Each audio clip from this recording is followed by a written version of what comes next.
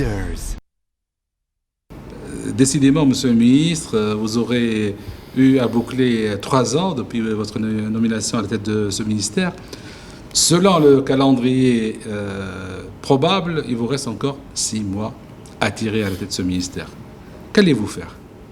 Justement, il y a plein de choses encore à faire.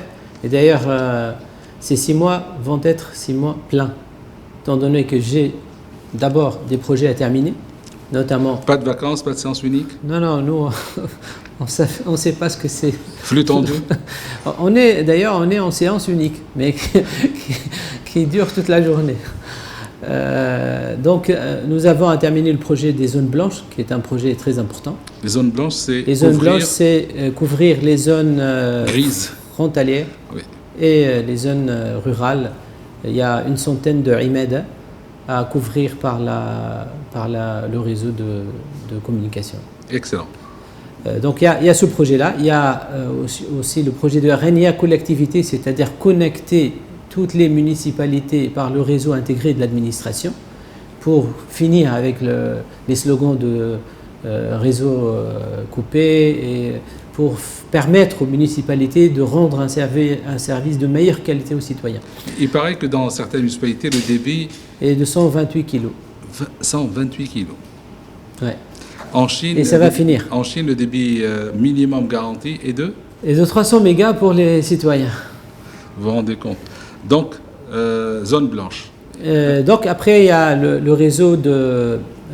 il y a le RNIA collectivité.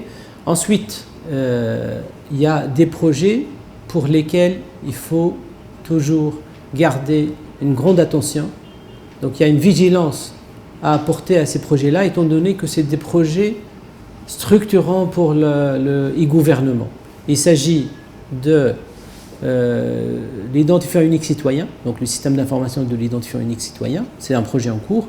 Il s'agit de la plateforme d'interopérabilité qui va permettre aux différentes bases de données de l'État d'être interopérables et par la suite va permettre de donner des services intégrés aux citoyens et de ne plus demander des documents issus de l'administration. Le fichier des fichiers. Exactement.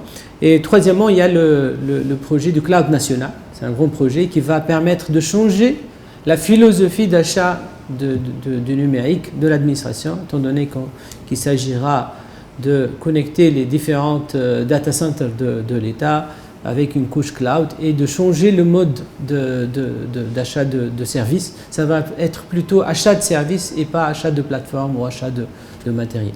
Donc l'administration ne gérera plus en direct, chacun dans son coin, l'informatique, mais plutôt l'administration va mettre le citoyen au centre et va répondre aux besoins du citoyen en achetant le service adéquat. La gestion électronique des documents.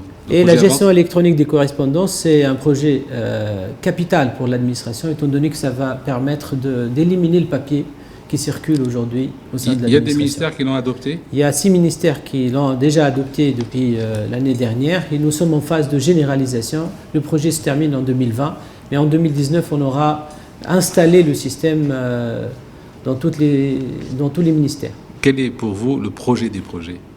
C'est le Startup Act. Et de loin, parce que pour moi, c'est un projet d'émergence. C'est vraiment la loi 72 du 21e siècle. C'est un projet plein de potentiel. C'est un projet avec un potentiel infini. C'est un projet qui n'arrête pas de nous étonner. Et c'est un projet qui crée une réelle dynamique et qui fait porter par les jeunes un vrai rêve pour l'avenir. Vous avez résolu le problème financier? Exactement. Nous sommes en train de travailler sur un fonds de fonds à hauteur de 200 millions d'euros et nous sommes en finalisation parce que là on est vraiment en tour de table pour finaliser les acteurs qui vont participer à ce fonds de fonds.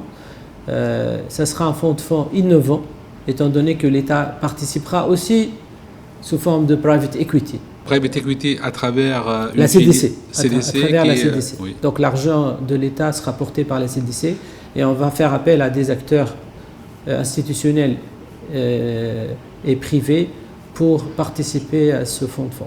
Mais qui va le gérer? Justement, c'est une structure de gestion, Smart Capital, qui vient d'être créée et qui sera à 100% action publique, 100% gestion privée.